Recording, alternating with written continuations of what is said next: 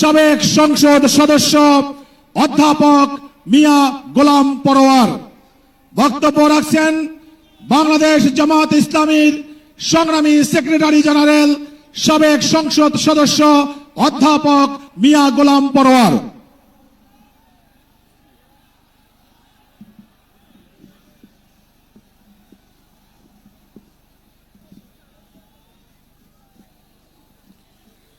আসসালামু আলাইকুম ওয়া রাহমাতুল্লাহি ওয়া বারাকাতুহু। আলহামদুলিল্লাহি রাব্বিল আলামিন, আসসালাতু ওয়াসসালামু আলা সাইয়্যিদিল মুরসালিন ওয়া আলা আলিহি ওয়া সাহাবিহি আজমাইন। ইসলামী আন্দোলন বাংলাদেশের উদ্যোগে আয়োজিত ঐতিহাসিক সোহরাওয়ার্দী উদ্যানে আজকের এই জনসমুদ্রের সংগ্রামী সভাপতি, ইসলামী আন্দোলন বাংলাদেশের সংগ্রামী আমির মুফতি সৈয়দ মোহাম্মদ রেজাউল করিম পীর সাহেব চরমনাই, মঞ্চ উপবিষ্ট জাতীয় নেতৃবৃন্দ, সাংবাদিক বন্ধুগণ, আজকের এই সোহরাওয়ার্দী উদ্যান সহ রাজধানীর ঢাকার অলিতে গলিতে উপচে পড়া জনসমুদ্রের সংগ্রামী জনতা এবং প্রিয় দেশবাসী, মহান আল্লাহ তাআলার দরবারে আপনাদের সকলকে নিয়ে আমি আরেকবার স্বস্তির সাথে মহান আল্লাহর শুকরিয়া আদায় করছি। আলহামদুলিল্লাহ। শুকরিয়া এই কারণে, বাংলাদেশের ইতিহাসে, রাজনীতির ইতিহাসে আজকের দিন এক ঐতিহাসিক দিন। কেন ঐতিহাসিক দিন? মুসলিম উম্মার নেতৃত্ব দানকারী দেশপ্রেমিক সকল ইসলামী দল, ব্যক্তিত্ব, স্কলারদের মধ্যে ভিন্নমত থাকা সত্ত্বেও আজকে একটি ঐতিহাসিক ঐক্যের যে পরিবেশ এবং সম্ভাবনা দেখা দিয়েছে, সৈয়দ মোহাম্মদ রেজাউল করিমের আহ্বানে আজকের ঐতিহাসিক মঞ্চে যারা বসে আছেন তারাই হচ্ছে এই ঐক্যের মহাকাণ্ডারী। সংগ্রামী ভাইরা আমার, আজকে এই নেতৃবৃন্দের উপস্থিতি এবং পীর সাহেবের সংগ্রামী ভূমিকায় তিনি আজকে নতুন ইতিহাসের স্রষ্টা হয়ে ইতিহাসে তার নাম স্বর্ণাক্ষরে লেখা থাকবে। সংগ্রামী দেশবাসী ভাইরা, আমি অন্তর্বর্তীকালীন সরকারের প্রধান প্রফেসর ডক্টর মোহাম্মদ ইউনূস আপনাকে বলতে চাই, আপনিও ন্যাশনাল কনসেনসাস কমিশন যেটা হয়েছে তারও আপনি চেয়ারম্যান, তার কো চেয়ারম্যান করা হয়েছে প্রফেসর ডক্টর আলী রিয়াজকে। আর নির্বাচন কমিশনের প্রধানকে আমি বলতে চাই, আজকের এই সমাবেশ থেকে, এই জনসমুদ্র থেকে এই বার্তা যদি আপনারা বুঝতে ভুল করেন, পিওর পদ্ধতি ছাড়া নির্বাচন বাংলার মানুষ গ্রহণ করবে না। আমি প্রধান উপদেষ্টা, নির্বাচন কমিশনার সকলকে বলবো, আপনি জাতির উদ্দেশ্যে নিরপেক্ষ থাকার অঙ্গীকার করেছেন। আপনার অঙ্গীকারের প্রতি আপনি সাবধান থাকবেন। আপনার কোন কোন ভূমিকায় জাতির মধ্যে কিন্তু সংশয় তৈরি হয়েছে। পরিষ্কার বলতে চাই, আপনি সোজা থাকবেন। আমরা আমাদের জন্য, কোন দলের জন্য আপনার পক্ষপাতিত্ব চাই না। 2000 ছাত্র জনতার জীবন, হাজার হাজার মানুষের রক্ত, 17-18 বছরের মানুষকে ফাঁসি, অত্যাচার, জুলুম, রিমান্ড, ক্রসফায়ার দিয়ে আলেম ওলামা পীর মাশায়েখদের যে নির্যাতন করেছেন, সেই সংগ্রাম আমরা ব্যর্থ হতে দেব না।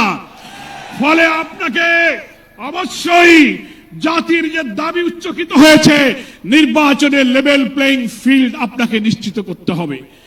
আপনি জাতির কাছে, জাতির উদ্দেশ্যে ভাষণে একটা কথা বলবেন, being a head of the government একটা কথা বলবেন, রাষ্ট্রীয় টেলিভিশনে একটা কথা বলবেন, কোন একটা দলের কাছে আলোচনায় গিয়ে সে কথা আপনি ভুলে যাবেন, এটা নিরপেক্ষতা ভঙ্গ হয়েছে।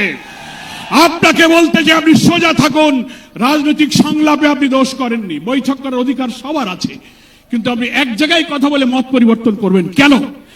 আপনাকে জাতির সামনে আসতে হবে, সকল দলের সাথে বসে আপনি বলবেন যে ভাই আমাদের এই অসুবিধা, আসুন আমরা সবাই মিলে এইটাই করি, আমরা রাজি আছি। কিন্তু আপনার এই ভূমিকায় প্রশ্ন তৈরি হয়েছে, আগামী 8-10 মাস পরে যদি নির্বাচন হয় আপনি সোজা থাকবেন কিনা, আপনাকে এই 8 মাসে নিরপেক্ষতার প্রমাণ আপনাকে দিতে হবে। আপনাকে নির্বাচনের আগে যে শর্ত, মানবতা বিরোধী গণহত্যাকারীদের বিচার অবশ্যই দ্রুত দৃশ্যমান করতে হবে। দিল্লিতে বসে দিল্লির তাবেদার শেখ হাসিনা এই বাংলাদেশকে আবার উস্কানি দিয়ে ভারতের সেবাদাসে পরিণত করার ষড়যন্ত্র করছে। অবিলম্বে নির্বাচনের আগে এই বিচার আমরা দৃশ্যমান দেখতে চাই। সংস্কারের ব্যাপারে অনেকে দ্বিধা দিচ্ছেন, বলে ইলেকশন আর সংস্কার একসাথে হবে, ক্ষমতায় গিয়ে করব। কিভাবে বুঝলেন কে ক্ষমতায় যাবে? জনগণের ভোট লাগলে পান, তারপরে আপনি ক্ষমতায় যাবেন। এই ফ্যাসিবাদী আমলের রাজনৈতিক সাংবিধানিক সরকারের যে কাঠামো তৈরি হয়েছে বাংলাদেশে, এই কাঠামো তছনছ করে দিয়ে নতুন বাংলাদেশের নতুন বন্দোবস্ত কাঠামোর জন্য অবশ্যই মৌলিক সংস্কার প্রয়োজন। এই প্রশাসনিক ব্যবস্থার মধ্যে আমরা নতুন কোন ফ্যাসিবাদ, নতুন কোন হাসিনার আমরা জন্ম দিতে চাই না।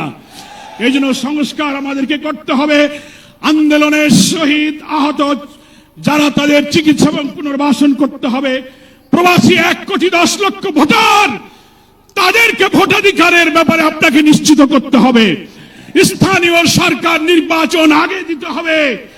জুলাই সনদ এবং ঘোষণাপত্র অবশ্যই, জুলাই বিপ্লবের বার্ষিকী আমরা 1 তারিখ থেকে 8 আগস্ট পালন করব।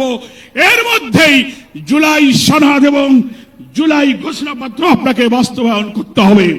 সংগ্রামী দেশবাসী, বাংলাদেশ জামাত ইসলামীর সংগ্রামী আমির ডাক্তার শফিকুর রহমান, তিনি পীর সাহেব চরমনাইকে এবং আপনাদের সহ সকল দেশবাসীকে জামাত ইসলামের পক্ষ থেকে সালাম এবং শুভেচ্ছা জানিয়েছেন।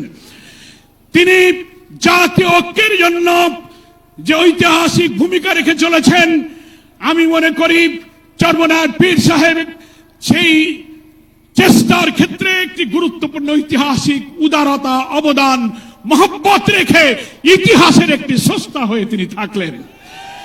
আগামী দিনে জাতীয় ঐক্যের মধ্য দিয়ে নতুন ফ্যাসিবাদের জন্মকে আমাদের ঠেকাতে হবে। আমরা এই ঐক্যের পেছনে চরমনার পীর সাহেবের যে উদারতা, যে আন্তরিকতা, যে মহব্বত, তার মাধ্যমে তিনি যে গুরুত্বপূর্ণ ভূমিকা পালন করেছেন, আমরা দেখতে পাচ্ছি ইতিমধ্যেই বাংলাদেশের গ্রামে গঞ্জে, শহরে, নগরে, বন্দরে ওলামায়ে কেরাম, মুসলিম উম্মাহর নেতৃত্বদানকারী জনগণের এই ঐক্যের পরিবেশ দেখে, আজকে এক মঞ্চে দেখে গ্রামে গ্রামে ঐক্যের জোয়ার শুরু হয়েছে। আসুন ভেদাভেদ, ভিন্নমত পরিহার করে মুসলিম জাতি সত্তা মূল্যবোধ রক্ষার জন্য আল্লাহ তাআলার দ্বীনকে পার্লামেন্টে নিয়ে ন্যায় বিচার, সুশাসন, বৈষম্যহীন এক নতুন সমৃদ্ধ মানবিক বাংলাদেশ গড়ার জন্য আমরা ঐক্যবদ্ধ থাকব। সকলকে ধন্যবাদ। বাংলাদেশ জিন্দাবাদ। ওমা তৌফিক ইল্লা বিল্লাহ। আসসালামু আলাইকুম ওয়া রাহমাতুল্লাহি ওয়া বারাকাতুহু।